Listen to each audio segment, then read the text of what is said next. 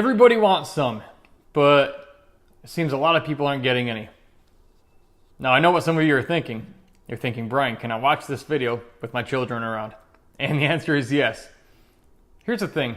Everybody has a past. Everybody has pain. And if you have a painful past, like I do, like we all do to some extent, you want to get past that pain. But a lot of people don't know how. They get hung up, they get stuck.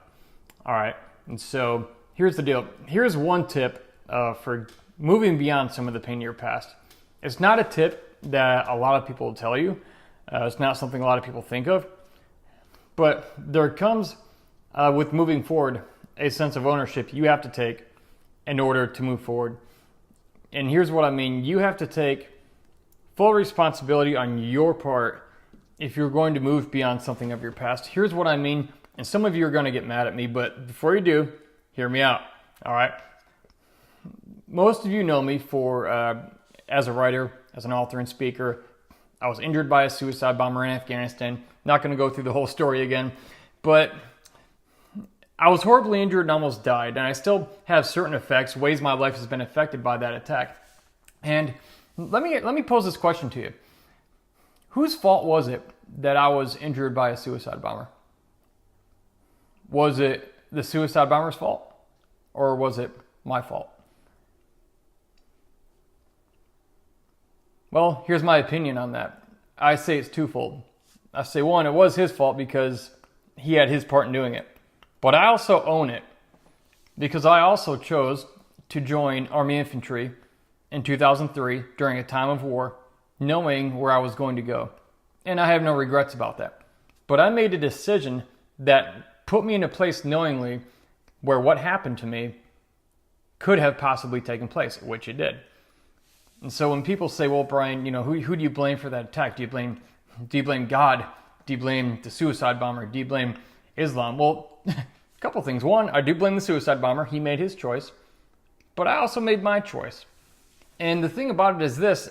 I would not be free, truly free to move forward beyond the pain of my past, if I didn't at least own my piece of it, what I was responsible for. Now, here's the part. Some of you are getting mad. I can feel it. I literally know what you're thinking.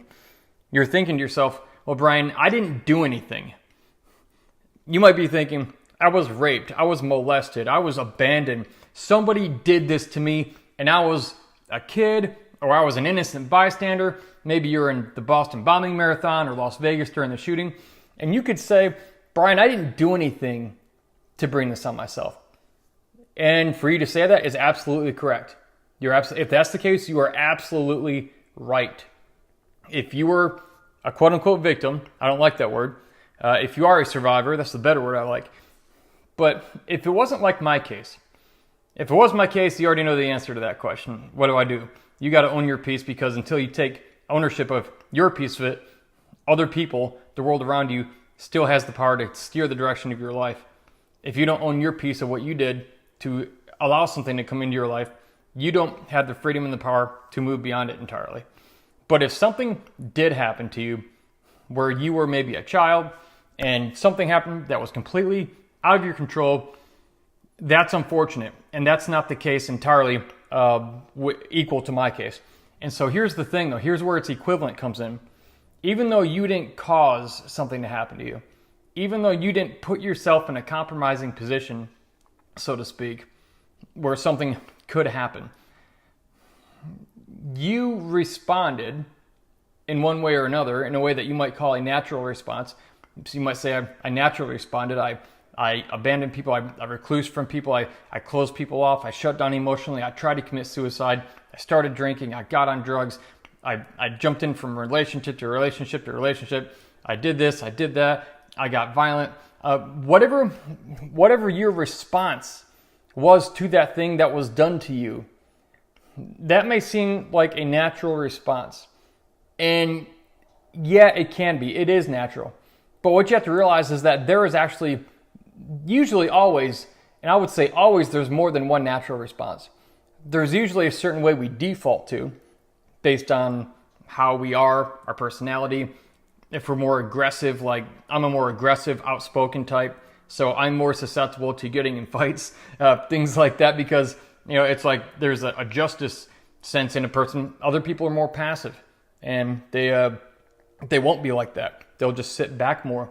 But here's the thing. So if something did happen to you, here's the equivalent. Maybe you've been carrying something for 10 or 20 or 30 years of your life.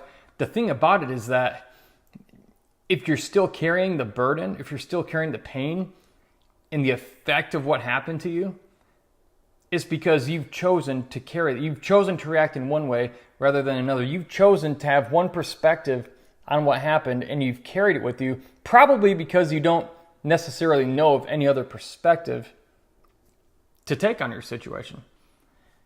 And as the character in your own story of your life, we're all in that position where when you're in the battle, when you're in the heat of the fight, you don't see everything. And you don't see sometimes the obvious thing that you need to do to start moving forward again. So if you want to get that freedom from your past, if you want to move forward and not be haunted by the things of your past, look, this is a complex thing. There's no one answer fits all. But this is one thing. Own whatever it is you can possibly own in your situation. Whether it's because you were responsible for actually putting yourself there in a position for whatever happened, or take ownership for how you responded to it. And maybe you're still responding in that same way. Think about this. If you're that second one, how can you respond differently from now on? What different perspective can you take? I mean, if how you responded before isn't doing it for you, and it hasn't gotten you where you want to be in life, it hasn't gotten you the peace you thought it would, stop doing it that way. Do it a different way. Seek out a different alternative, a different perspective. Your perspective on your situation, your perspective on your pain is the bridge between your place of pain and the place you're trying to go. All right? Your perspective is the bridge between your place of pain and the place you're trying to get to. And for most people, it's the mental anguish, it's the depression, it's the things in their mind, because your mind is your steering wheel in life. It's everything. So if you want to move forward, look, own your piece of it, whether you put yourself in a compromising spot or you did not do that, but you've been responding in a certain way to what happened to you, which was not your fault, and it hasn't quite panned out for you. It hasn't been working out for you. All right? You have the power. You have the power to change your perspective on whatever it is that hurt you and how you responded to that thing. If you want freedom, you need to own your piece of it. Again, whether that means saying, yep, I put myself there like I did when I was in the military, or whether owning your piece of it means I'm going to stop taking this perspective on my situation and I'm going to start taking this perspective. Because if you change your thought, you're going to change your course of action, which is going to cause a different result to come about in your life. Literally, it's just a 1 degree shift, but it changes everything. And by the way, I need to tell you something. At the time of this recording here, we got a shipment in today. We got a shipment. 2,000 of these showed up today at the doorstep. This is my new book, The Resilience Booklet, that's coming out at the end of the week. It's about how extreme survivors overcome massive challenges. I wrote this book out of my own experience.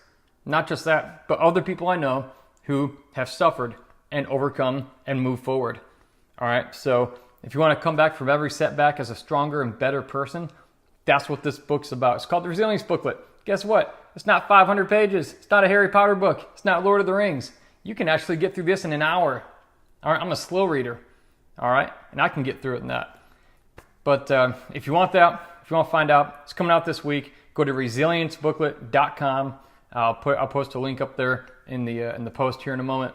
But this is a resource that I want to get out to you, because with as much as it helps to have all the great influences in our lives, and the retreats that a lot of people get offered when they go through some sort of hell on earth, and people reach out to them and great organizations do that, I've found, at least for me and a lot of people I know, people don't need help when they're at the beach weekend with the big nonprofit, with the big get-together thing, those are all great.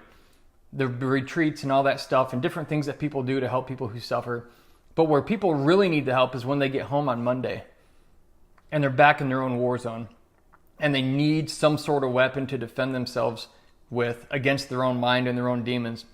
That's why I wrote this short booklet, because people can actually get through it and it's packed full of tips on how to move forward beyond trauma and the horrific effects of it. All right, so it's not just my experience, it's my friends' experiences and people I've studied over the years. I've been writing books and speaking on this topic for over a decade now. I want to help you win your battles and take back your life. And again, just go to the site right now, resiliencebooklet.com, and you can reserve a copy of that. We're doing a thing where we're getting it to you for free. I'll explain more on that when the book launches. There's a little stipulation there, but you'll like it. I guarantee it. And anyways, just remember, if you want to move forward, you have to take responsibility. You have to take responsibility for either putting yourself in a situation. No BS with yourself. You can lie to other people, but to lie to yourself is a whole different thing. And you know if you're lying to yourself.